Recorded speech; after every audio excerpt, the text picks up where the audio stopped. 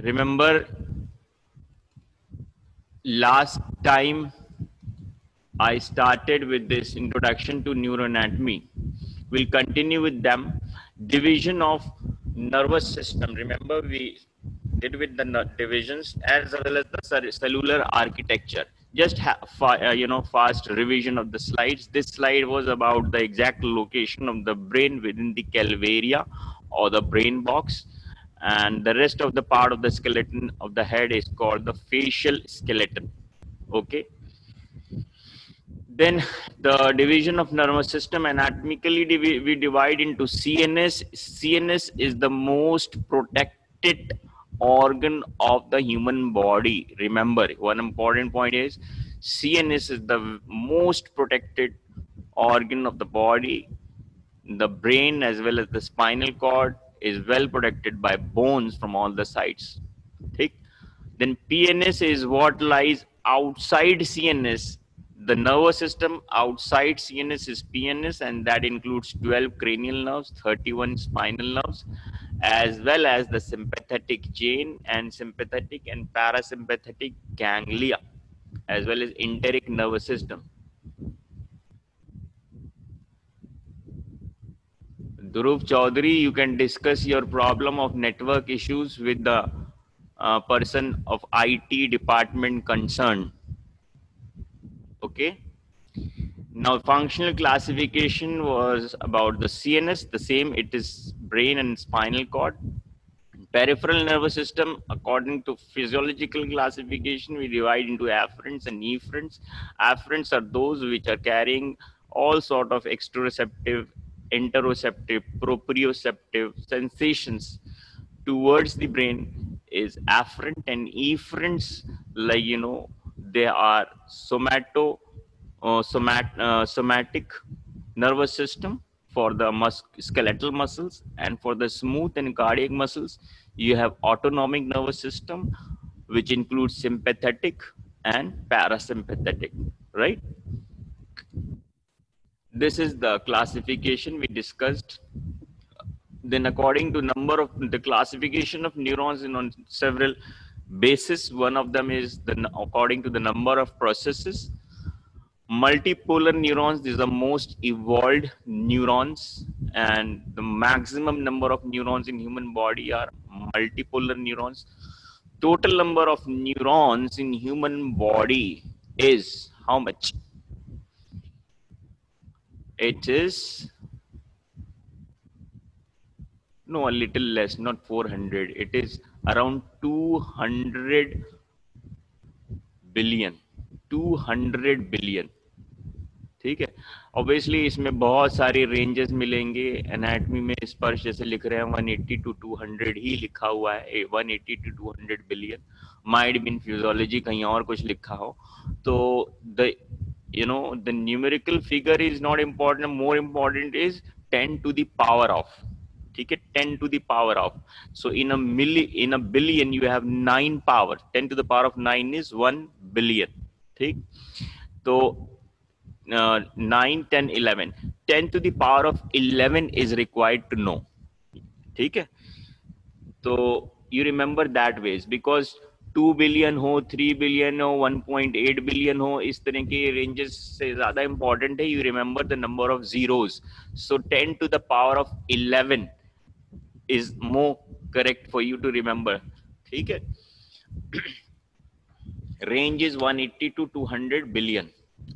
Okay, so then bipolar neurons, bipolar neurons are presented in the first order sensory neurons of the specialized sense organs like retina, olfactory ganglion. Then you have gustatory fibers, first order. Then first order neurons from the cochlea as well as vestibular organ. Unipolar neurons, they are normally not present. They are more found in the lower vertebrates, even in fetus, and in humans they've been seen in the mesencephalic nucleus of the trigeminal nerve. Very good. Okay, so this was done. This was multipolar neuron. Can anybody tell me, this was asked once, like, you discussed about this multipolar neuron. These Nissl granules, right? So what is actually Nissl granules? Can anybody tell me what are Nissl granules? Very good. Rough endoplasmic. Abhishek, Sneha, Sanjana. So this is actually coiled rough endoplasmic reticulum along with the rosary of the ribosomes attached to this. Okay? And one another important thing is regarding Nissl granules, that the moment there is any injury to a neuron, these Nissl granules disappear. Okay? And the cell size swollen up. Nuclear membrane degenerates. These are the changes which happen in the proximal portion of the injured neuron. The changes that take place into the distal portion is that, Schwann cells degenerate, their correction of lipids around this, how the presence of neurolemma provides further growth of the axon is possible to a certain extent, and that is called Wallerian degeneration, anterograde degeneration. Yes, Nissl granules are not present in axon hillock. Yes. Okay, Akash. Now multipolar के bipolar तो मैं बता ही दिया है. Pseudo unipolar, there was a lot of discussion last time. These are the first order sensory neuron for exteroceptive and interoceptive sensations. Apart from special senses, the rest of the sensations from inside the body, they are called interoceptive sensations. From outside the skin, it is called exteroceptive sensations. Mesencephalic, it's present in the unipolar neurons in mesencephalic, fetal life, and lower vertebrates. These are the different types. And remember, the branching of axons are at 90 degrees. Golgi type 1, type 2, and amacrine cells. Remember, Golgi type 1 was the neurons which have, lot number of dendrites and a long axon. Basically, this classification is on the basis of the length of axons. So the long axon is called Golgi type 1, which includes all the cells of the descending tracts, like that means corticospinal fibers and upper motor neurons and lower motor neurons. These are the pathway of, this is a pathway of descending tracts. As well as in the sensory pathway also, most of the neurons are type 1. So Bett cells, if you remember, last time we were discussing, Bett cells, they're the largest cells of the CNS, and they are predominantly found in the fifth layer of the cerebrum. There are 6 layers, and in the cerebellum, it is the Purkinje cells. They are the largest cell of the cerebellum. Golgi type 2 में क्या होगा? There will be either no or a very short axon. ठीक है? So very short axon. So they do not send branches out of the gray matter, because type 1 का क्या होता है? जहाँ पे there is cyton that forms actually the collection of cytons from the gray matter within the CNS, and the axons collectively form the white matter because of the myelination there. Then in type 2 में क्या होता है कि because they have very short axons, so the axons do not reach beyond the gray matter, so they are restricted to the gray matter. Golgi type 2. ठीक है? Then amacrine cells, these are the cells without any axons. ठीक है? All they have is short neuritic processes, and they are interneurons found in the inner plexiform layer of the retina. ठीक?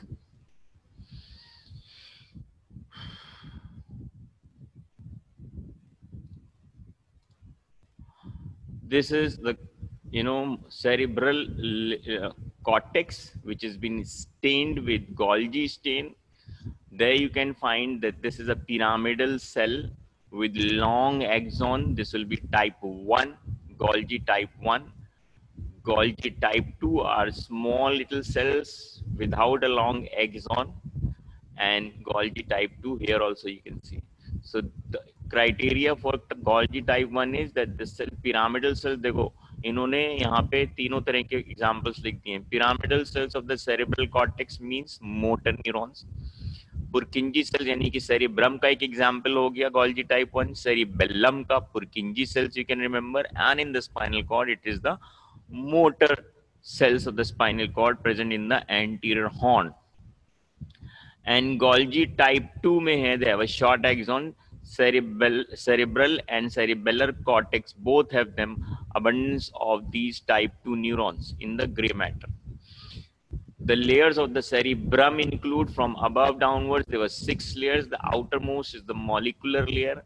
Then in between, the 4 layers are easy to remember. You have outer granular layer, outer pyramidal layer, then inner pyramidal, inner granular, and inner pyramidal. This has been exchanged to correct them in your notebooks.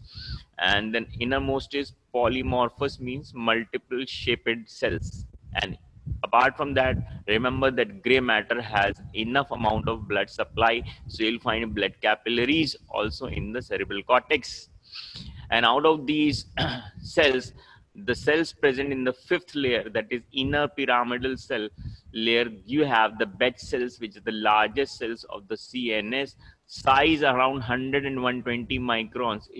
There was a lot of discussion in the earlier lecture. What was because asking about the largest cell of human body, people have, in all of the books, it's mentioned that ovum, that is liberated from the ovary on ovulation. So that is the largest cell, and no doubt you remember that only. We had a discussion with other teachers, senior professors regarding this, because the size is nil about same, but actually I'll tell you that Betz cells have a lot of range, right? It is a lot, big range. So only the highest, like the cells with maximum size, they reach around 100 microns. But ovum is nearly, ovum kahan, ovum, remember Osama was telling last time, 100 to 200 microns. Like ovum also has a range, but ovum ki jo range hai, that reaches around 200 microns, and the average size of the ovum is around 140 microns. So ovum still remains the largest cell of the human body, and Betz cells are the largest cells of the CNS. Purkinje cells are the largest cell of the cerebellum. Got it? And this you are seeing is cerebellar cortex. Cerebellar cortex has 3 layers, and you see there are the Golgi type 1 जो होते हैं, the pyramidal cells, the cerebral cortex, Purkinje cells in cerebellar cortex, and in the spinal cord you have anterior horn cells. Type 2 के examples में क्या होगा? Interneurons seen in the cerebrum and cerebellum में, which have short axons, they are type 2. ठीक? Amacrine बता दिया तुम्हें, without any axon, with short neuritic processes, they are present in the retina of the eyeball in the inner plexiform layer. Some अच्छा, एक बात और है कि जो मैंने बताया था, being so much evolved the nervous system in human beings, याद रहना चाहिए ये बात कि एक पूछा जाता है बचपन में, कहावत थी कि अकल बड़ी की भैंस, याद है? तो क्या बड़ी होती है, अकल की भैंस? ओफो, अकल. अच्छा, so you remember with this point that human beings has the largest amount of cerebral cortex. ठीक है? तो human beings में जो brain का जो cerebral cortex का area है, that is the largest. ठीक? And it's most evolved. And the cost it bears for being so evolved and complex is that it loses the ability to divide. So neurons do not divide. The mature neurons, they do not divide, right? So imagine if neurons were having this ability to divide, you couldn't have stored your memory. You will have a fleeting memory. आज जो चीजें याद करी हैं, देखी हैं, समझी हैं, हफ्ते 10 दिन के बाद न्यू न्यूरॉन्स बन गए. so what will happen, your memory will be keep fleeting, right? So कहीं ना कहीं उसका भी advantage मिलता है, that your memory is stored right from the birth. That is because the neurons do not divide, you know इस वजह से सब कुछ as it is stored रहता है in the long term memory. I'll tell you short term memory and long term memory when we'll study about the limbic system. Then although remember ये सब जो exceptions होते हैं, they're normally like asked, इसलिए ये चीजें पे ज्यादा ध्यान देना चाहिए objective type questions में, that some neurons in the olfactory region and in the hippocampal area they have been seen to divide. ठीक है, तो olfactory region, and remember olfactory cortex human being का इतना डेवलप्ड इवॉल्व नहीं है. This is one sense which is more involved in lower animals like dogs. ठीक है, dogs, cats. तो lower animals में olfaction is more evolved than in human beings. They have a larger area of olfactory region. तो ये जो region है olfactory and hippocampal area in the brain, that has been actually seen in some experiments that it divides. But one more thing, let me tell you that जो cancer होता है, brain cancer कहते हैं, tumours कहते हैं, brain tumours, tumor is normally the uncontrolled division of cells leading to enormous size of the organ. So brain tumor is normally related to neuroglia. You all are correct. Yes, normally, and connective tissue of the brain is the neuroglia, which includes astrocytes, microglial, oligodendrocytes, right? So tumor arising from neuroglia is normally called brain tumor. But ऐसा नहीं है कि neurons का tumour नहीं होता, neurons का भी tumour होता है, लेकिन जब न्यूरॉन्स की एबिलिटी होती है डिवाइड करने की, समझ में आ गया? तो इस तरह से याद रखना कि न्यूरोमा जो है, न्यूरॉन्स का ट्यूमर, ये अगर होगा भी तो कब होगा? फीटल लाइफ और just after, in the infancy, in the first year of life, first 6 months of life. Congenital हो सकता है, क्योंकि at that was the time when neurons were dividing actually, right? So अगर ये न्यूरोमा हुआ, neuronal tumour, तो वो तभी हो सकता है जब न्यूरॉन्स में डिवीजन की एबिलिटी थी, और वो कब होती है? At the in the foetal life और at the in the early few months of life. ठीक, देन ये सब बताया जा चुका है फंक्शनल क्लासिफिकेशन, जिसमें सेंसरी न्यूरॉन्स जो होते हैं, मैंने बताया था, बाहर से sensations, exteroceptive, interoceptive, proprioceptive, all special senses. लेकिन यहाँ पे हम स्पेशल सेंसेस छोड़ के अगर चलें, even include special senses also. So the pathway is like from the sensory receptors they reach to the dorsal horn of the spinal cord. याद आया? So they are the first order sensory neurons, and they are generally pseudo unipolar neuron in case of extro and interoceptive sensations. But in case of special senses, they are bipolar neurons. Then उसके बाद, within the dorsal horn of the spinal cord, there are interneurons. Right, and from there they ascend up. ये जो है blue colour पे ध्यान देना है. We are focusing on the blue color वाला tract, that is the sensory tract. तो ये pseudo unipolar neuron है, and ये dorsal horn से dorsal column of the spinal cord में ascend करते हुए they'll reach to the medulla. So that's the first order neurons. Second order sensory neuron from medulla, they reach to the thalamus, and thalamus से they will reach to the sensory cerebral cortex. ठीक है, तो यानी कि उसमें normally 3 दिखाए हैं, they can be 4, they can be 5 neurons in the ascending pathway. So all side, I mean जो single points बता रहे हैं. तो थैलेमस की इंपॉर्टेंस ये है कि all sort of sensations from the body, it may be special senses or exteroceptive sensations, all sort of sensations they pass via thalamus. Remember this. So it's a big relay center for the sensory pathway. Except, अब कौन बता देगा मुझे?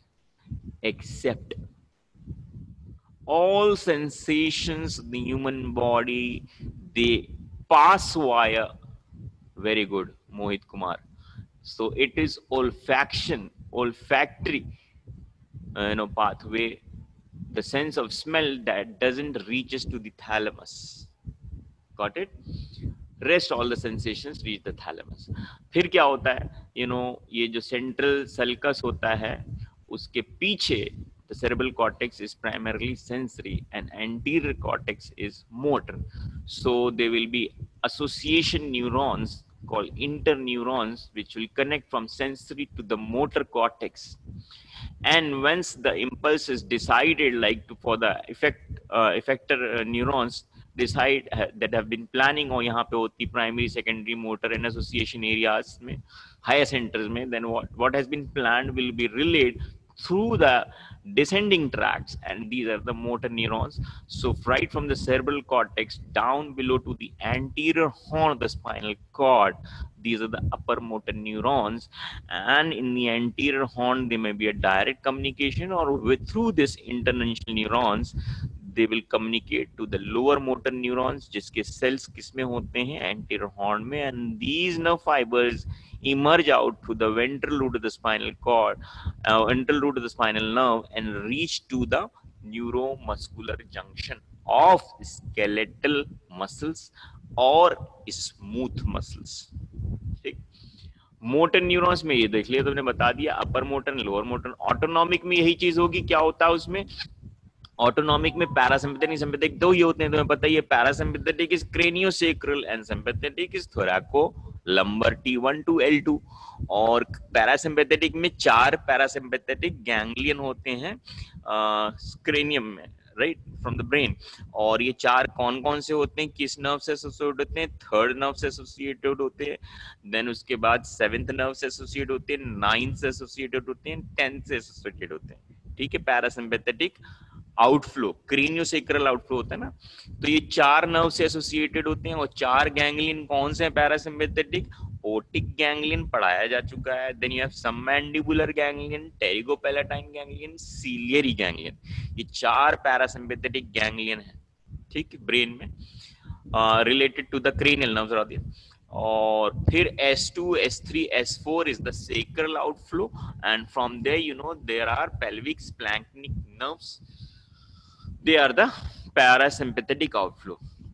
अब pre ganglionic post ganglionic fibres के बारे में सब पता ही है तुम्हें, क्योंकि sympathetic chain that is a beaded chain on the 2 sides of spinal cord. और इसमें क्या होता है, ये जितने भी सिंपैथेटिक एंड पैरासिम्पैथेटिक आउटफ्लो होते हैं ये lateral horn of the spinal cord से अराइज करते हैं. ठीक है, चाहे वो S2, S3, S4 में हो, चाहे T1 to L2 में हो. तो from the lateral horn of the spinal cord फिर ये निकल के आते हैं किसमें? वाइट रमाई कम्युनिकेंटिस के थ्रू सिंपैथेटिक चेन में रिले करते हैं. और फिर उसके बाद ये post ganglionic sympathetic fibres grey rami communicantes से कंसर्न स्पाइनल नर्व्स के थ्रू एग्जिट करते हैं. And then they ascend to the ये जो ऑटोनॉमिक फाइबर्स हैं, ये ऑटोनॉमिक फाइबर्स जो हैं ये नर्व्स के साथ भी चलते हैं, और नहीं तो ये वेसल्स के साथ में भी चलते हैं. दे climb upon or form plexus around the tunica adventitia of the vessels, and that's how they travel. They even reach to the cranium. Classification of neurons, functional classification वही है सारा. हाँ, तो यहाँ पे दिखाया है regarding this outflow tract means effector neurons जो होते हैं, they are 3 types. One is the motor related to somatic neurons जिसे कहते हैं, right from the spinal cord or the cranial nerve nucleus.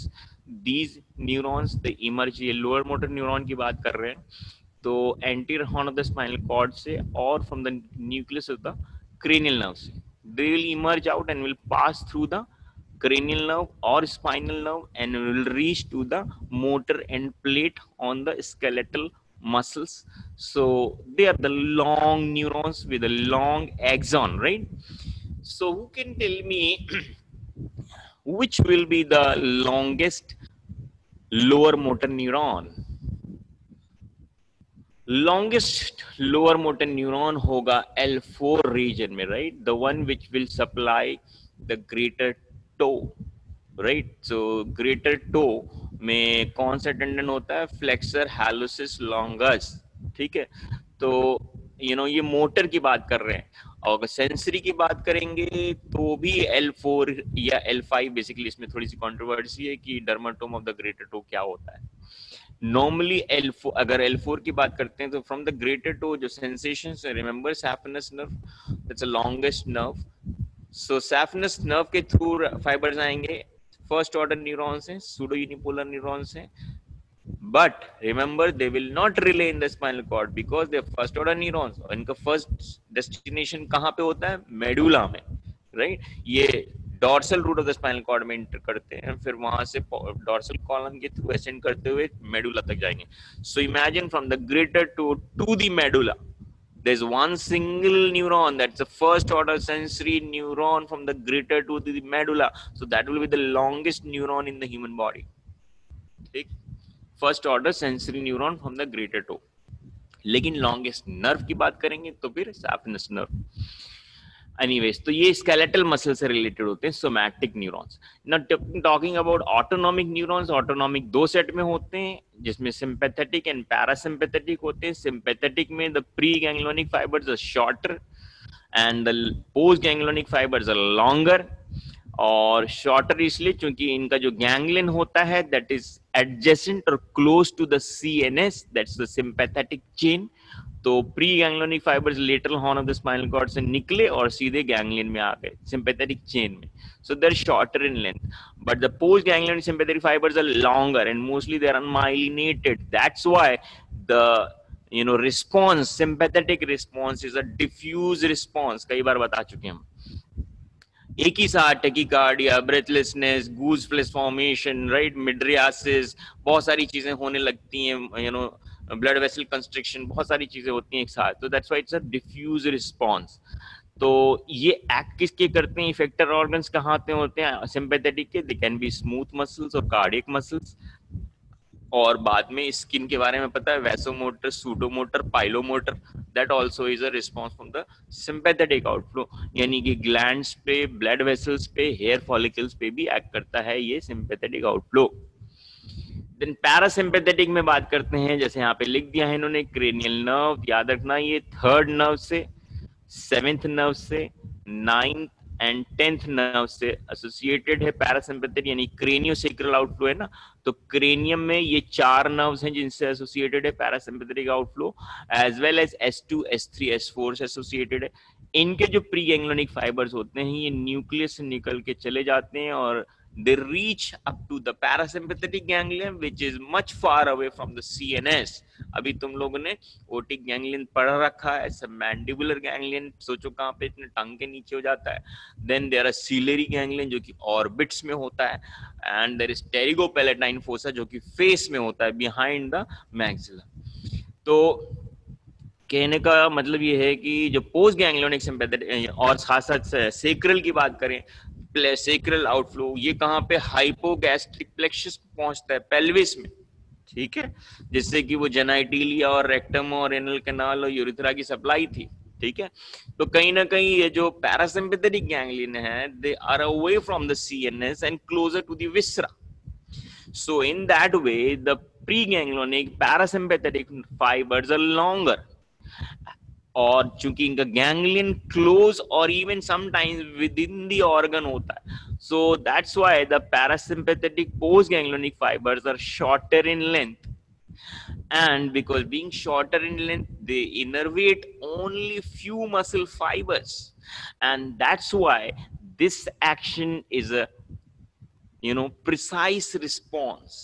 अगर यूरिनेशन होना है तो सिर्फ यूरिनेशन होगा, बाकी चीजें सब नॉर्मल रहेंगी, ठीक है, तो इट्स अ प्रिसाइज रिस्पॉन्स। ये भी किस पे, इफेक्टर ऑर्गन्स क्या होते हैं, smooth muscles, carding muscles, gland, blood vessels. Organ normally वही रहते हैं जो कि स्मूथ मसल्स से रिलेटेड है, ठीक है। ग्लैंड्स में मायोपेथियल सेल्स होते हैं।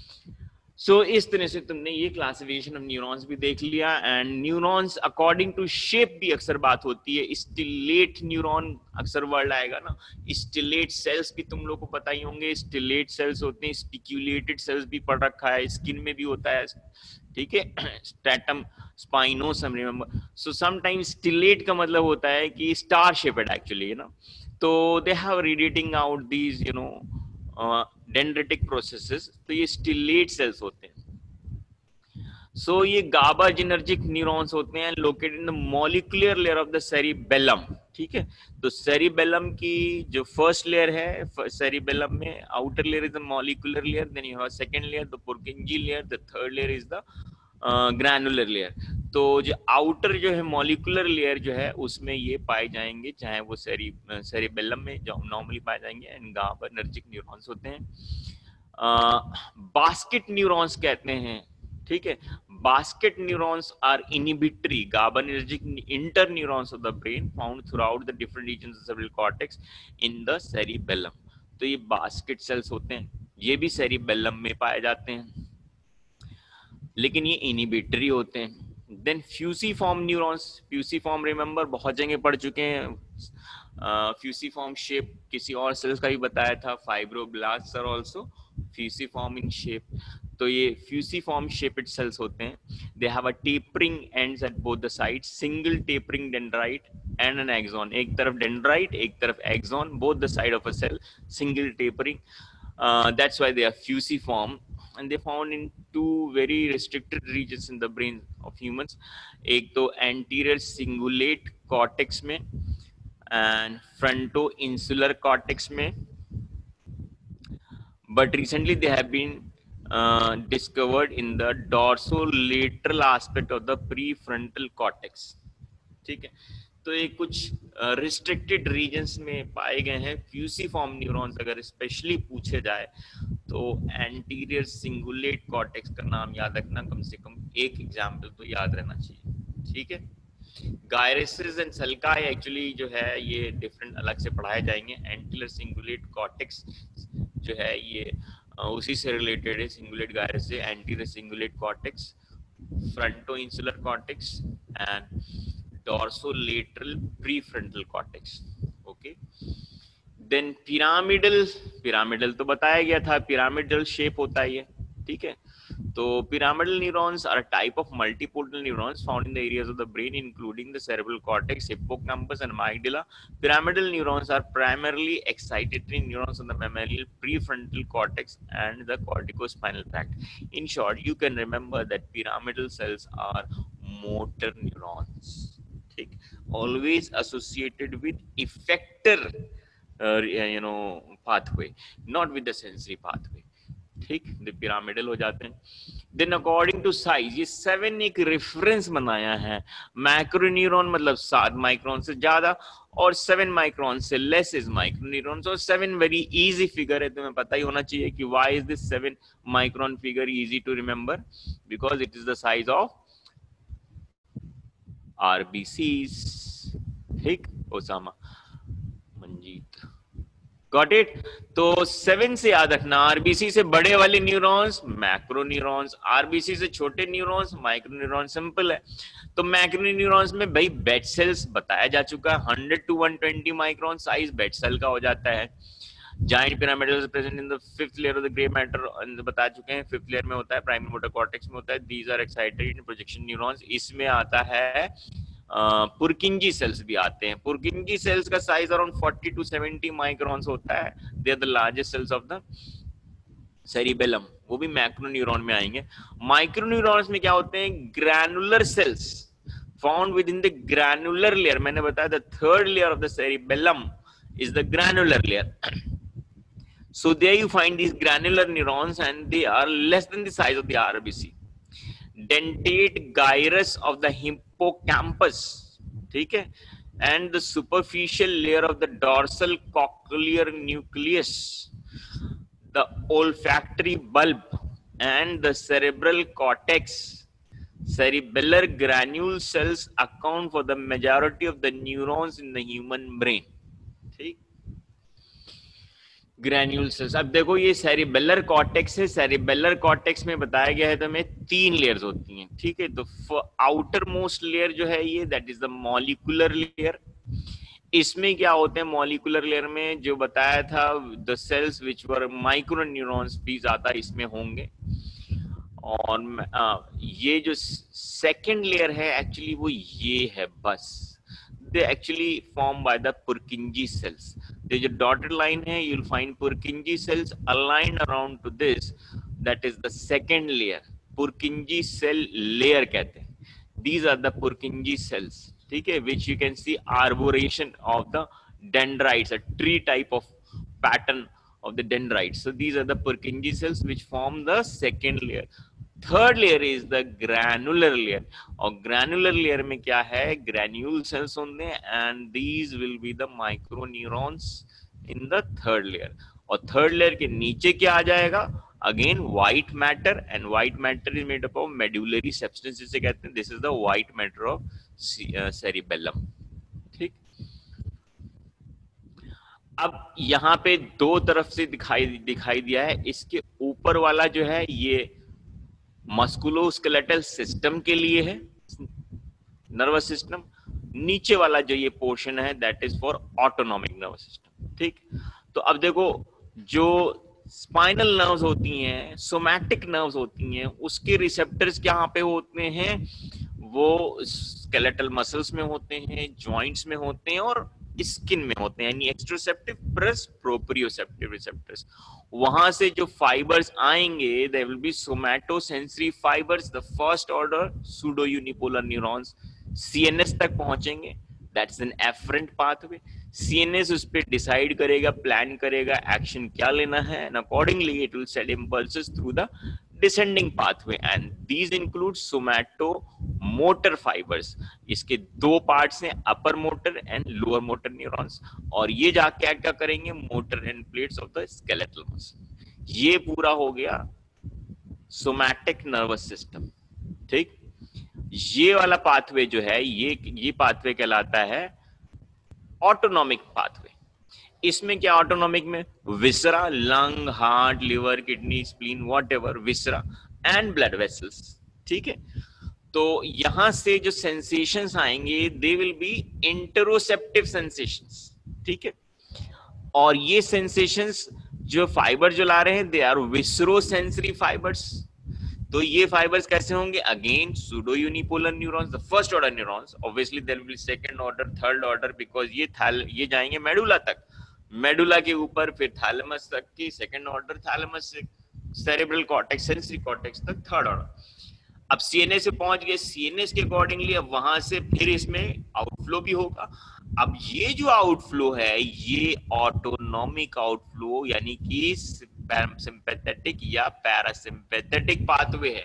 ठीक है, ये वाले जो फाइबर्स हैं ये यानी CNS to the glands, smooth muscles and cardiac muscles तक आने वाले visceromotor fibres will be either sympathetic or parasympathetic. इसमें भी दो ऑर्डर में आएंगे, एक हो जाएगा प्री गैंग्लियोनिक फाइबर्स, दूसरा हो जाएगा पोस्ट गैंग्लियोनिक फाइबर्स. राइट, तो इस तरह से ये पूरा पैटर्न तुम्हें पता हो गया क्लासिफिकेशन फिजियोलॉजिकल वाला.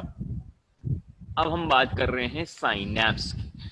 अच्छा ये बताओ, फिजियोलॉजी में तो सीएनएस सुना था, चल रहा है तुम्हारे यहाँ, क्योंकि बहुत सारी चीजें फिजियोलॉजी से जुड़ी हुई हैं जो अच्छे से समझ में आनी चाहिए. Synapse is a big topic in your physiology. उसमें पूरा डायग्राम आता है बनाने को साइनैप्स से, एंड फिर न्यूरोमस्कुलर जंक्शन पे क्वेश्चन आता है. And let me tell you, ये फार्माकोलॉजी के लिए भी बहुत इंपॉर्टेंट है. ठीक है, क्योंकि मसल रिलैक्सेंट्स जो होते हैं, smooth muscle and skeletal muscle relaxants जो होते हैं, वहां पे भी आपको पता होना चाहिए, because drugs they act either here in the synaptic cleft और इन द न्यूरोट्रांसमीटर या रिसेप्टर साइड पे एक्ट करते हैं. तो इस वजह से ये साइनैप्स बहुत अच्छे से पता होना चाहिए. Synapse actually let me tell you, around एक न्यूरॉन, यहाँ पे लिखा हुआ है देखो, डेंड्राइट्स ऑफ वन, क्या किसी कंडीशन में सेंसरी एंड मोटर एक ही न्यूरॉन में वर्क करता, समझ में नहीं आया मंजीत कुमार, क्या किसी कंडीशन में सेंसरी मोटर एक ही न्यूरॉन, अरे नहीं भैया, ये मीन टू से कि एक ही न्यूरॉन मल्टीपल काम कर ले, ऐसा तो नहीं है भाई, उसकी पोलैरिटी डिफाइंड होती है, ठीक है, उसकी पोलैरिटी डिफाइंड होती है कि वो डेंड्राइट से साइटोन और साइटोन से axon, that is the process of sending of impulses. तो वो अगर सेंसरी होगा तो साइटोन्स उसके पेरिफेरल होंगे, एक्सॉन्स उसके सेंट्रल होंगे, और अगर मोटर न्यूरॉन होगा तो उसके साइटोन्स सेंट्रल होंगे, एक्सॉन्स पेरिफेरल होंगे। सिंपल सी बात, तो पोलैरिटी डिफाइंड होती है तो जो है उसका फ्लो ऑफ इम्पल्स भी डिसाइडेड होता है। तो एक ही न्यूरॉन सेंसरी मोटर कैसे हो जाएगा, ठीक है। अच्छा, अब हम यहां बात कर रहे थे, हाँ, एक न्यूरॉन में there are lots of dendrites. So dendrites of one neuron can communicate with axons of around 1000 neurons। बहुत इंपॉर्टेंट पॉइंट है ये। तो इसलिए देखो ये कितना ज्यादा कॉम्प्लेक्स हो जाता है नेटवर्क, क्योंकि 1 to 1 चले तो सिंपल सी बात है ना, बट ऐसा तो होता नहीं है। लॉट्स एंड बिकॉज तुम जो पढ़ चुके हो 200 बिलियन न्यूरॉन्स है भाई, तो इंटर कम्युनिकेशन जो होता है इससे स्प्रेड ऑफ इम्पल्सेस होता है and as well as dissipation of impulses, दोनों चीज हो रही है। तो इसमें एक चीज तो बताइए कि एक न्यूरॉन अराउंड 1000 न्यूरॉन से साइनैप्स कर सकता है, गॉट इट। अब देखते हैं साइनैप्स, जो most common type that can be axon. अब देखो एक्सॉन जो टर्मिनल पोर्शन होता है, एक्सॉन टर्मिनल्स कहते हैं, axon terminal, that can form a synapse with the subsequent neuron के डेंड्राइट से या उसके साइटोन से। जैसे कहते हैं ना, ये वाला जो है ये एक्सोडेंड्रिटिक साइनैप्स है, ठीक है, अगले न्यूरॉन के डेंड्राइट से जुड़ रहा है, ठीक है, तो एक्सोडेंड्रिटिक है। कहीं एक्सोन एक्सोन से जुड़ सकता है तो एक्सो एक्सोनल साइनैप्स हो सकता है। They can be axosomatic synapse also, और एक्सो एक्सोनल हो सकता है, ठीक है। तो कहीं ना कहीं डिफरेंट न्यूरॉन्स की किसी पार्ट से जुड़ता है, but remember the most commonest synapse is axodendritic, ठीक, ओके। तो ये जो एक्सॉन टर्मिनल होता है, it has a lot of mitochondria, क्योंकि एनर्जी भी यहाँ पे जरूरत होती है। एंड जैसे मैंने बताया था, सिंथेसिस कहाँ होती है, साइटोन में होती है, सेल बॉडी में होती है।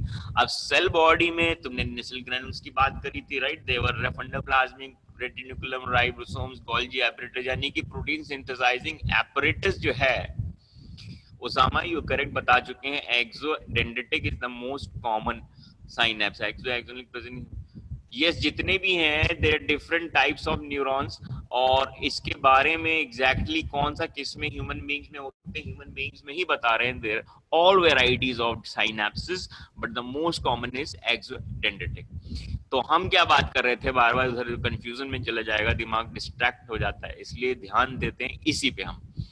तो साइनैप्स की बात हो रही थी, हाँ, तो बात ये थी कि साइटोन में the neurotransmitters they all over, like वो एपिनेफ्रीन हो, नॉरएपिनेफ्रीन हो, एसिटाइलकोलिन हो, या वीआईपी हो, या और जितने टाइप ऑफ न्यूरोट्रांसमीटर हो, गाबा हो, तो कहीं ना कहीं ये सब सिंथेसाइज कहाँ होते हैं, साइटोन में होते हैं।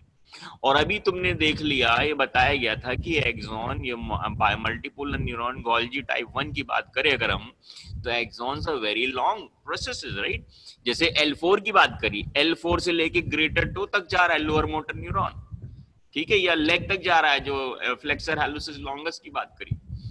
तो कहीं ना कहीं सिंथेसाइज कहाँ हो रहा है, L4 स्पाइनल सेगमेंट। और let me tell you, L4 spinal segment L4 vertebral level पे नहीं होगा, ये भी याद रखो, बिकॉज L4 तक तो स्पाइनल कॉर्ड ही नहीं आता, राइट।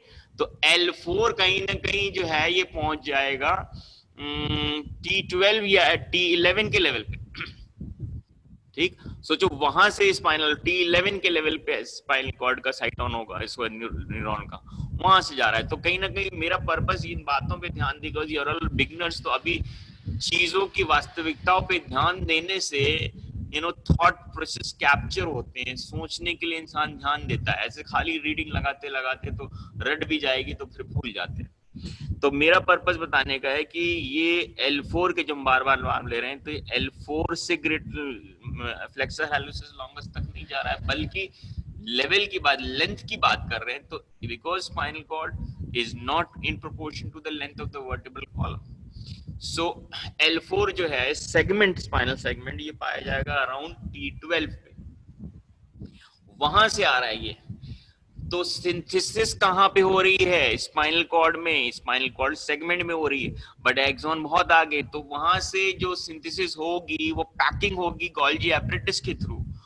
तो न्यूरोट्रांसमीटर, लेट से ये एसिटाइल कोलिन पैक्ड वेसिकल्स हैं, ये बने कहां थे? साइटोन में। और आए कहां तक है? इतना लॉन्ग डिस्टेंस ट्रेवल करके ये आए एक्सॉन टर्मिनल पे।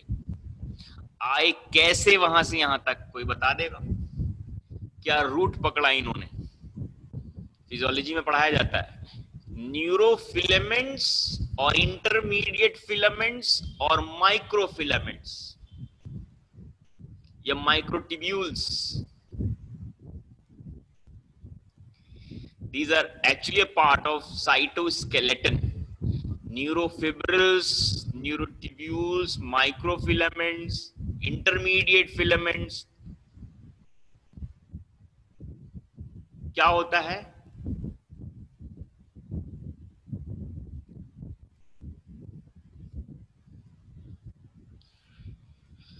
जो ये सिंथेसाइज होता है, ये फिलामेंट्स, माइक्रोफिलामेंट्स नहीं होते, माइक्रोट्यूब्यूल्स होते हैं।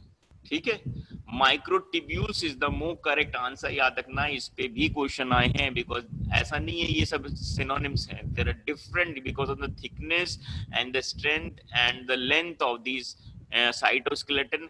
ये अलग अलग फाइबर्स होते हैं। तो माइक्रोट्यूब्यूल्स के बारे में याद रखना। माइक्रोट्यूब्यूल्स जो होते हैं ये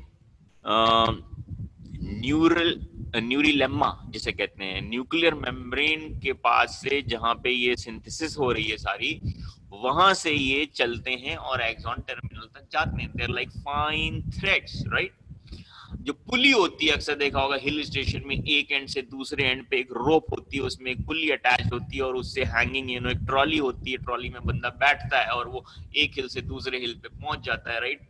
तो उसी तरह से क्या होता है, the vesicles are actually attached to these microfilaments at the synthesis and near the nuclear membrane.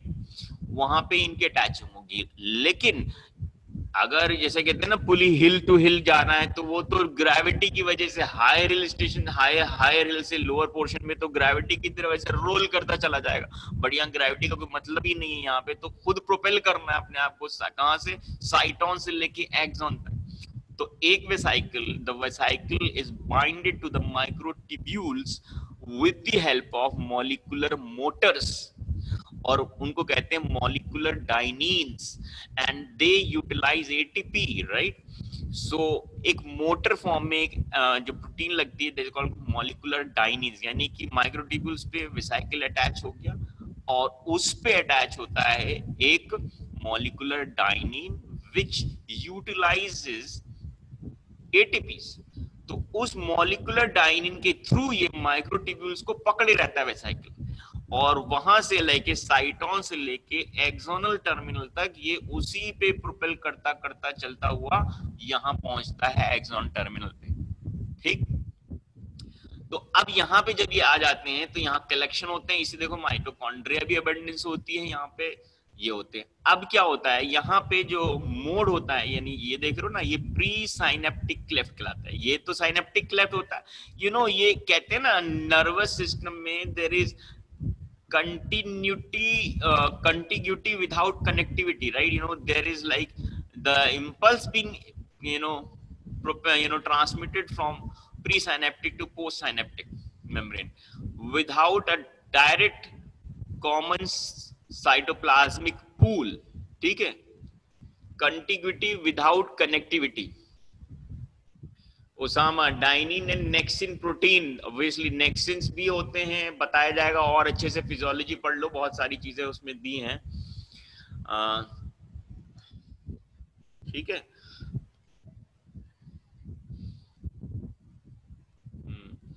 Deposit of calcium होते हैं, vessel break down and release chemical.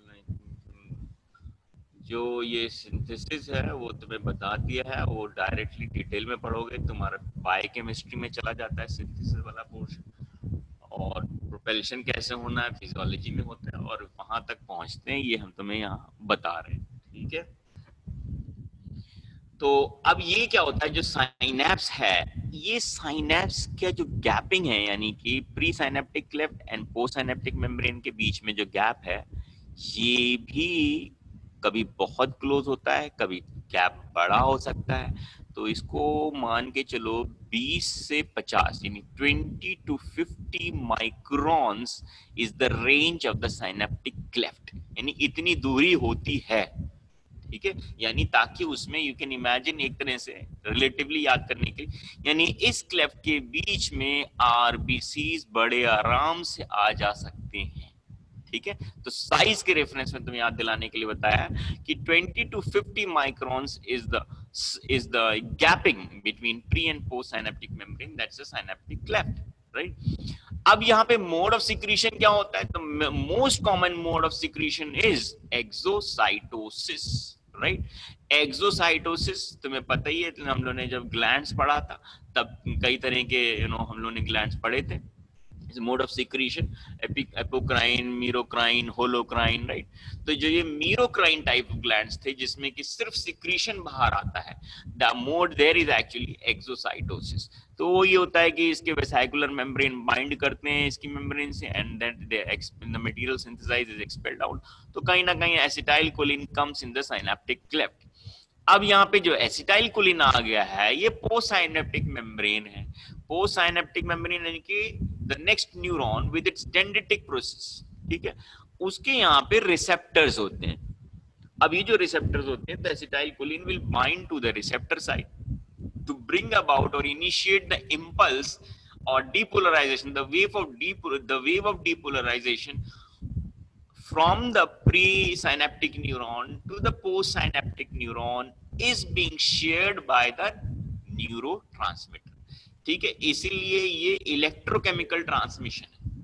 ठीक है, तो इधर से इंपल्स आई, acetylcholine is a chemical pathway, यहां से फिर इसमें आई, और फिर यहां से depolarisation wave post ganglionic fibre में चली गई, तो ये इंपल्स हो गई। अब क्या है, लेट मी टेल यू कि ये जो यहाँ पे जो रिसेप्टर्स हैं, ये रिसेप्टर डैमेज हो गए तो नुकसान होगा, इंपल्स आगे नहीं बढ़ेगी।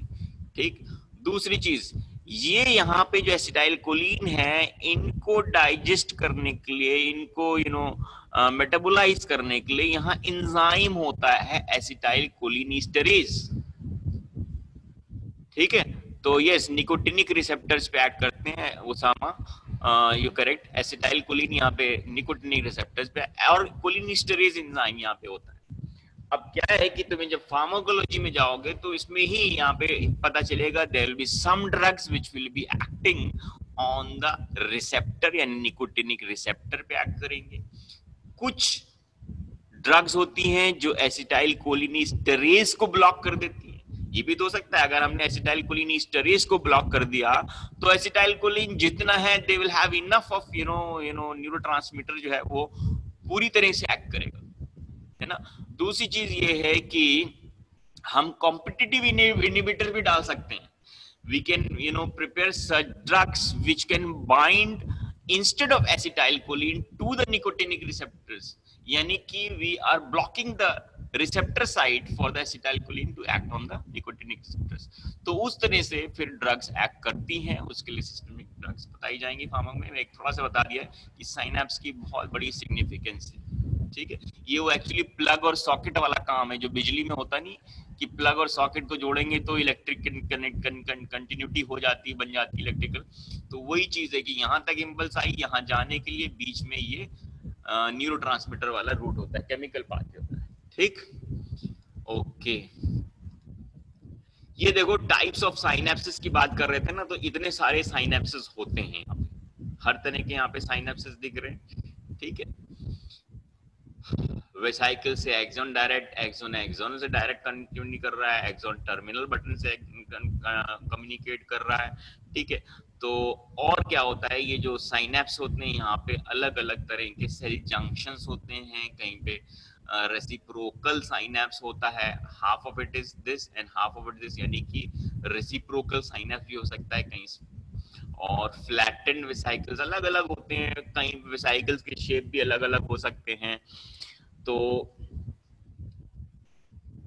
टाइट जंक्शंस भी हो सकते हैं। मेरा सिर्फ बताने का था कि तुमको कि एज आई टोल्ड यू कि around 1000 neurons can communicate with a single neuron and there different types of synapses. The most common nerve to nerve synapse, यहाँ न्यूरोमस्कुलर की बात नहीं हो रही है, हम बात हो रही है नर्व टू नर्व। तो नर्व टू नर्व में most common is axodendritic. Okay, then हाँ, निखिल एक स्टूडेंट है, Nikhil. Nikhil, raise your hand please. Nikhil, raise your hand or either mark your attendance right now.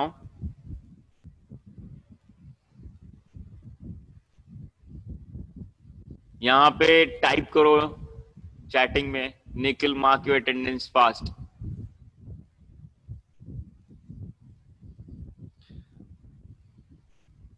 नहीं मिला मुझे अभी तक निखिल का।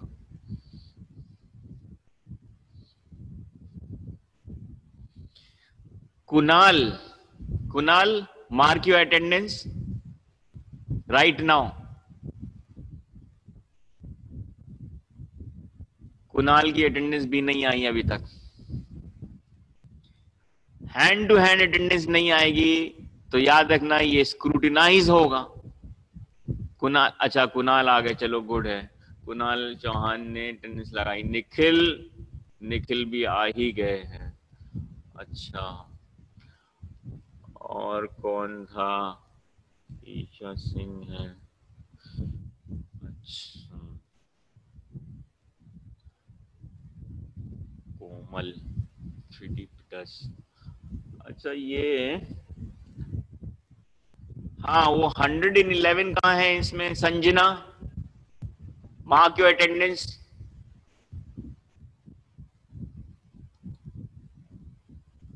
देखें सब अलर्ट हैं कि नहीं? चलो गुड। अच्छा, और रोल नंबर 100 प्रिया, प्रीति नाम है, प्रिया नाम है, रानी समथिंग यार मुझे। हाँ, roll number 100, roll number 100 attendance mark करो। प्रिया रानी, यस, ओके ठीक है। मैं ऐसे बीच बीच में शौर्यम सन्नी गुप्ता, बिकॉज ये चीज आ गई है अंदर बातों में, मैंने पता चल चुकी मैनेजमेंट को कि बहुत से स्टूडेंट्स जो हैं वो लेक्चर ऑन करके सो जाते हैं या घूमते फिरते हैं या एंजॉय करते हैं, वो इससे मतलब नहीं रखते लेक्चर से। सो रैंडमली अटेंडेंस पूछी जाएगी और विद इन 1 मिनट लोग नहीं लगाएंगे तो they will be considered absent. ये इंपॉर्टेंट पॉइंट है, याद रखना, ठीक है। बीच बीच में अटेंडेंस पूछ लिया करूंगा मैं। हाँ, तो अब हम बात कर रहे हैं connective tissue of the nervous system, ठीक है।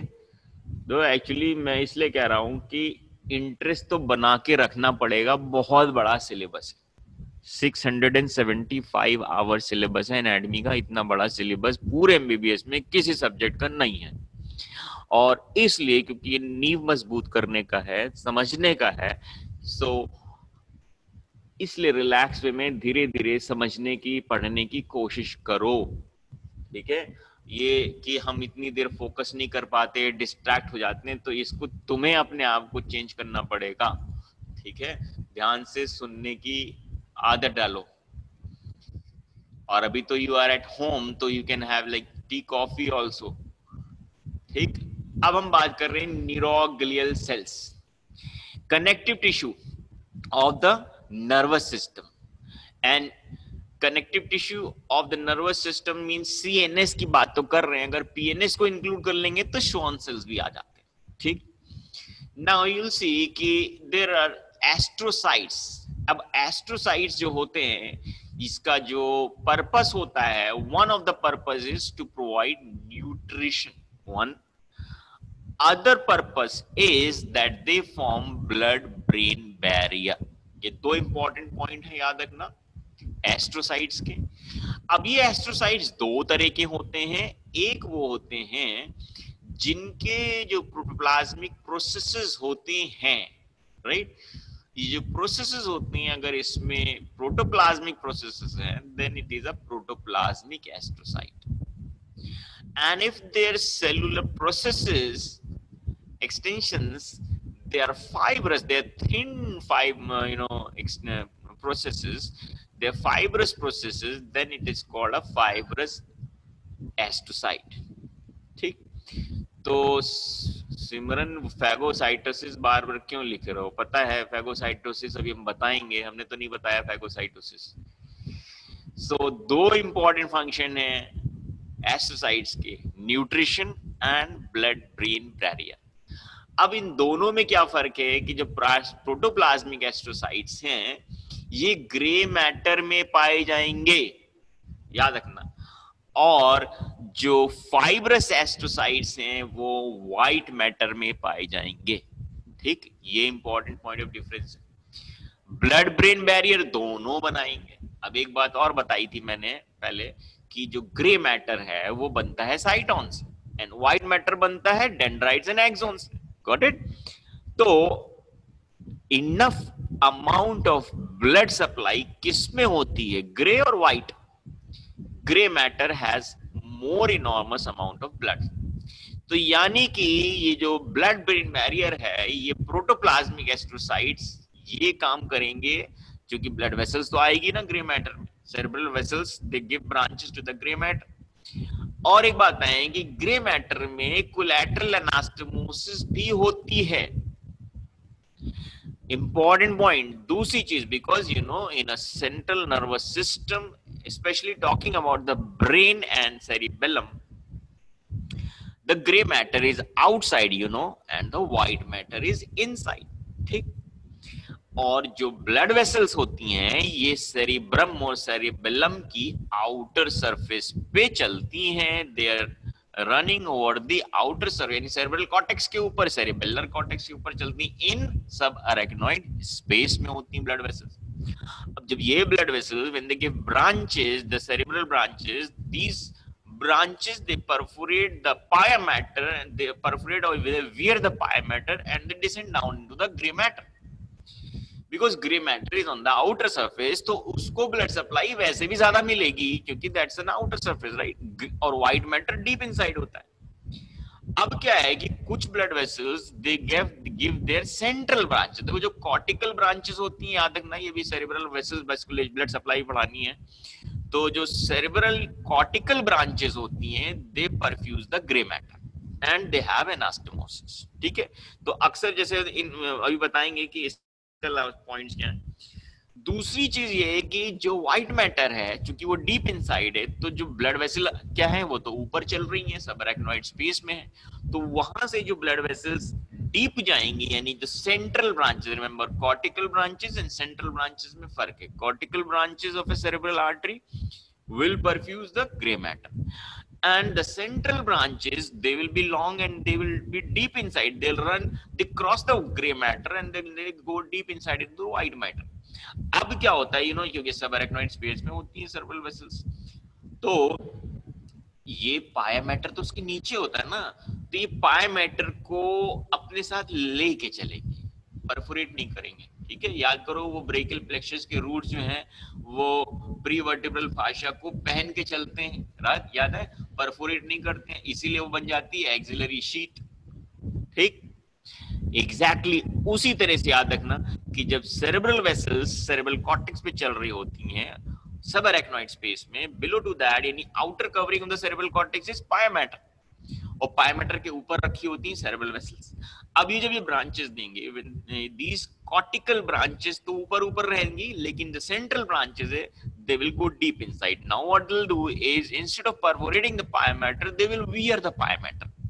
यानी कि ब्लड वेसल अंदर जा रही है, वो पाया मैटर को अपने साथ लेके अंदर जाएगी, and that is called perivascular sheath of Virchow. Virchow Robins space भी कहते हैं, क्योंकि अब जब पायामेटर अंदर जाएगा तो सीएसएफ भी तो जाएगा साथ में, ठीक है, तो उसको कहते हैं विर्काउ रॉबिन्स पेरीवैस्कुलर स्पेस. ठीक, अब ये जो अंदर जाएंगे, इंपॉर्टेंट पॉइंट है, blood vessel supplying the white matter, they do not anastomose. और इसका नुकसान ये है कि इसमें अगर इस्चीमिया हुआ या कोई थ्रोम्बोसिस हुई, so this artery will lead to irreversible damage of the white matter, and that's why the cortic, याद रखना, the central branches of the cerebral arteries are end arteries. end arteries नाम सुना होगा तुमने. end arteries का मतलब those arteries which do not have a collateral supply. That means end arteries का मतलब they are the single artery to a particular region, उसको and artery कहते हैं. और अगर वो आर्टरी ब्लॉक होगी तो they will B irreversible damage. तो इंपॉर्टेंट पॉइंट ये है, यस, आईज में retina, central artery of the retina is one good example, क्योंकि अगर सेंट्रल आर्टरी चली जाएगी तो रेटिना की ब्लड सप्लाई चली जाएगी. और लॉट अदर एग्जांपल्स होते हैं. खैर, तो एनास्टोमोसिस कॉर्टिकल आर्टरीज में होती है, सेंट्रल में नहीं होती. Central arteries of the two the brain is example of and arteries. अब सुनो, तो ब्लड ब्रेन बैरियर तो दोनों में होगा. प्रोटोप्लाज्मिक एस्ट्रोसाइट का रोल ज्यादा आ जाएगा, क्योंकि ज्यादा ब्लड वेसल्स होती हैं ग्रे मैटर में, व्हाइट मैटर में कम होती, बट होंगी यहाँ पे भी. यानी कि blood brain barrier will be maintained even in the white matter, and that will be by fibrous astrocytes. इसमें ये जो पेग लाइक प्रोसेसेस होते हैं, तो इसमें क्या होता है, अगर हम बीबीबी की बात करें, so there will be endothelium on the inner side of the blood vessel, then there will be a basement membrane, ठीक, and outside to that there will be the foot process of the astrocyte, ठीक है. So that forms the blood brain barrier. ठीक, अब बात कर रहे हैं oligodendrocytes. Oligodendrocytes, they are the myelin sheath myelin forming cells in the CNS, and they are replaced by Schwann cells in the PNS. Difference क्या है कि एक ओलिगोडेंड्रोसाइट जो है वो एडजेसेंट मेनी सेवरल एक्सॉन्स को कवर कर लेती है, तो शीट प्रोवाइड करती है. Myelin sheath is formed in the CNS by oligodendrocytes, और एक oligodendrocyte several axons को बनाती है. And can you see one thing, that oligodendrocytes several processes भी, एक ही न्यूरॉन को भी several processes दे रहे हैं और कई सारे न्यूरॉन्स के axons को कवर कर लेंगे. But the sheath formed here is not multiple concentric layers. Remember, Schwann cells बनाते हैं तो कंसेंट्रिकली कवरिंग कई सारी लेयर्स में बनाते हैं. इनकी जो लेयरिंग कवरिंग होती है वो थिन होती है. और white matter in the CNS is in the form of tracts. तो हम ये कहते हैं कि myelin sheath of the tracts is formed by oligodendrocytes. Myelin sheath of the nerves, spinal nerves or cranial nerves is formed by Schwann cells. ठीक, तो Schwann cells form the myelin peripheral nervous system. अब देखते हैं ये एक और sales हो गए माइक्रोग्लियल सेल्स. माइक्रोग्लियल सेल्स तुम्हें दिख रहा है, ये इलिप्टिकल है, ये इलोंगेटेड सेल्स हैं. इसमें भी प्रोसेसेस हैं, प्रोटोप्लाज्मिक प्रोसेसेस हैं, यानी डेंड्रिटिक सेल्स है ये भी, याद रखना माइक्रोग्लियल है. And they are found, ये भी important है, they are found in both in the gray and white matter. ये दोनों जगह पे पाए जाएंगे, और ये बेसिकली मैक्रोफेजेस वाला काम कर रहे हैं, जो अदर टिश्यूज में मैक्रोफेजेस करते हैं वही काम करते हैं. तो the purpose here of microglia is phagocytosis. याद रखना, ये इंपॉर्टेंट है, फैगोसाइटोसिस. सिमरन तुम यहाँ इसमें कंफ्यूज थे, प्रोटोप्लास्ट एस्ट्रोसाइट्स में नहीं है. Phagocytosis is the action of microglial cells. दूसरा important point इसके very important point is that microglia is not derived ectodermally. It is not derived from ectoderm. Neurons हो चाहे neuroglia हो, they are being developed from the ectoderm cells of the neural tube. Yes, ये microglial जो है ये mesodermal origin है. अब mesoderm कहां पहुंच गया इसमें? सीएनएस में. तो when you study about the development of nervous system, जब ये नर्वस सिस्टम इवॉल्व हो रहा है, न्यूरल ट्यूब से बन रहा है, ठीक है, लेकिन जब न्यूरल ट्यूब को ब्लड वेस्कुलेचर मिलेगा तो along with the blood vessels some mesothelial connective tissue will reach to the CNS, and through the blood vessels, during the course of development, these microglial cells will reach the CNS through the developing blood vessels. ठीक है. तो दूसरी तीसरी, अच्छा एक और चीज है, सेल्स में एक एपेंडाइमल सेल्स भी होते हैं. मैंने बताया ना, न्यूरल ट्यूब से बनता है CNS. That means the entire CNS is hollow and the entire CNS has a central cavity, and that is called the ventricular system. So the central cavity of the CNS is lined by a ciliated epithelium, and that is simple columnar ciliated epithelium, and the cells lining or forming the lining of the ventricular system of the CNS is called ependyma. ठीक. So the cells of the ependyma, you can see they have a cilium, they have microvilli. देखो microvilli is a different thing. Microvilli तो protoplasmic processes होते हैं. ये तो तुमने duodenum, jejunum, ilium में भी पढ़ रखा है. तो माइक्रोविलाई तो होंगे ही to increase the surface area. The purpose of microvilli is normally to increase the surface area, either for secretion or for absorption. यहां पे पर्पस एब्जॉर्प्शन नहीं है, सिक्रीशन से है. ठीक है. और इसमें सीलिया भी होता है. That's why you call it as ciliated columnar epithelium. ठीक है. So they have a cilia also. No, Kirti Singh absorb CSF कहां से पढ़ लिया? ये CSF absorb नहीं करेंगे, ये बनाएंगे. ठीक है. So they are the CSF forming cells.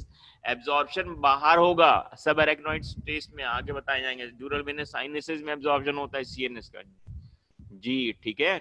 So they are the self these. यहाँ पे इन्होंने बताया था माइक्रोविलाई सरफेस एरिया बढ़ा रहे हैं. सरफेस एरिया इसलिए बढ़ा रहे हैं ताकि सिक्रीशन का सरफेस बढ़िया बढ़े, नॉट एब्जॉर्प्शन. ठीक है. तो एक और इंपॉर्टेंट पॉइंट ये है कि इसमें जो न्यूक्लियस होता है that is indented and heterochromatic nucleus. So nucleus of an ependymal cell is indented and is heterochromatic. ठीक है. डिफरेंट कलरिंग जो जिसमें स्टेन्स लेते हैं तो they will call B heterochromatic. ठीक है. तो ये तुम्हारा हो गया एपेंडाइमल सेल्स. इतने सेल्स जो हैं ये किस में आएंगे? Categorised as neuroglial cells. और अगर ये अपना कंट्रोल ऑन माइटोसिस डिसबैलेंस हो जाए, so there will be a continuous mitosis होगी, तो they will lead to formation of tumours, bone tumours, and that is called gliosis.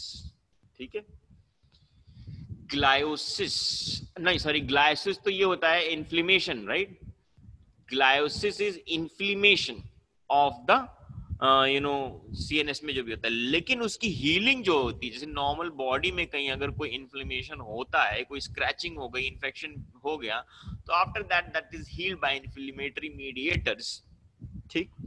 उसी तरह से याद रखना कि इन्फ्लेमेशन को हम ग्लायोसिस कहते हैं CNS में, और उसमें जो हीलिंग होगी वो भी यही कराएंगे, ग्लायोसिस, यानी कि जो process of healing after an injury, that also will be done by neuroglial cells.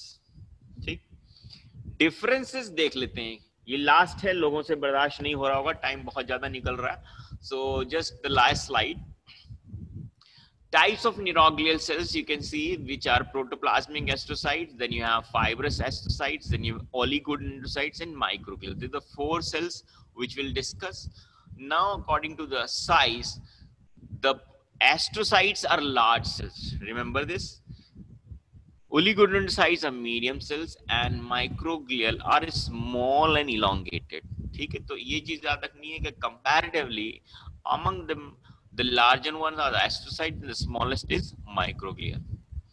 Then about the shape of the nucleus, इसमें क्या है, प्रोटोप्लाज्मिक ओवल है, लाइट सेंड है एस्ट्रोसाइट्स में. ओलिगोडेंड्रोसाइट्स में क्या स्मॉल है, स्फेरिकल है, डार्कली स्टेन्ड है.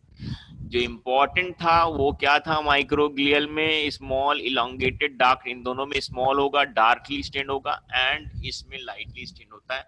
लेकिन इन्होंने यहाँ पे लिखा नहीं है एपेंडाइमा में that is indented and heterochromatic nucleus, वो यहाँ पे इन्होंने इसमें कंपेयर नहीं किया है. Otherwise I had told you in a previous slide, ये indented and heterochromatic nucleus is seen in the ependymal cells. Then cytoplasmic processes की बात करें, ये तो प्रोटोप्लाज्मिक एसोसाइट है ना, तो ये have a long many processes, they short and thick processes. और ये ग्रे मैटर में, ये फाइब्रस एसोसाइट क्या है, इसमें लॉन्ग सिलेंड्रिकल प्रोसेसेस होंगे. फाइब्रस हैं तो लॉन्ग सिलेंड्रिकल है, इसमें शॉर्ट होते हैं.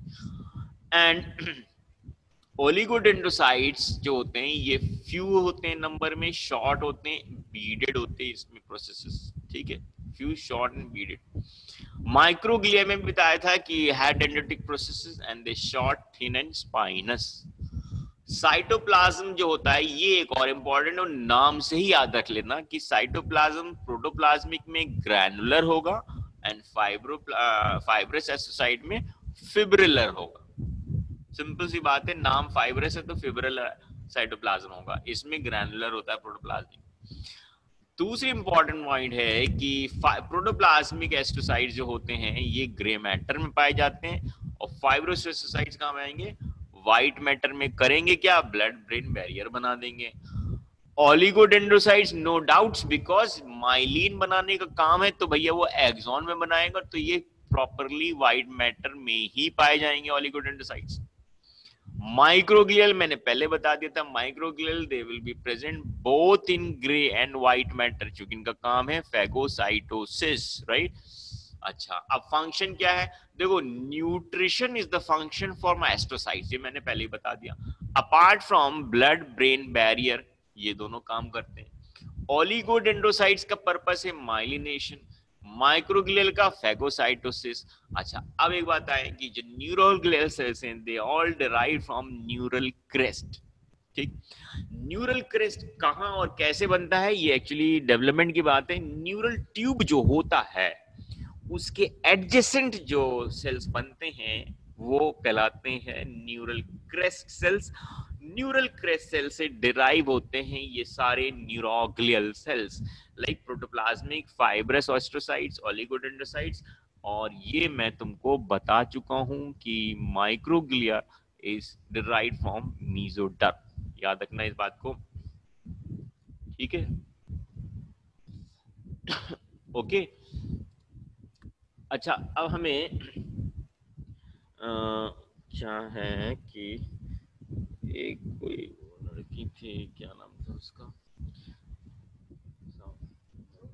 हाँ रुको तो एक मिनट. सन्नी, सन्नी आए हो भाई, सन्नी अटेंडेंस लगाओ फटाफट.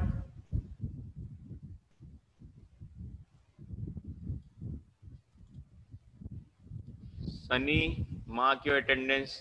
हाँ, सनी भी आए हुए. अच्छा, और रोल नंबर 150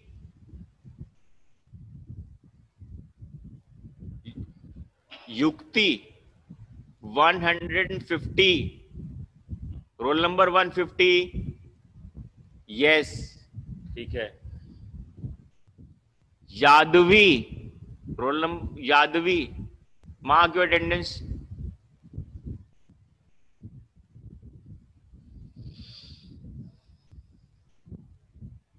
यादवी अटेंडेंस लगाओ फटाफट. 147 है मुझे पता है, नहीं 148 है शायद. यादवी, हाँ 147 है.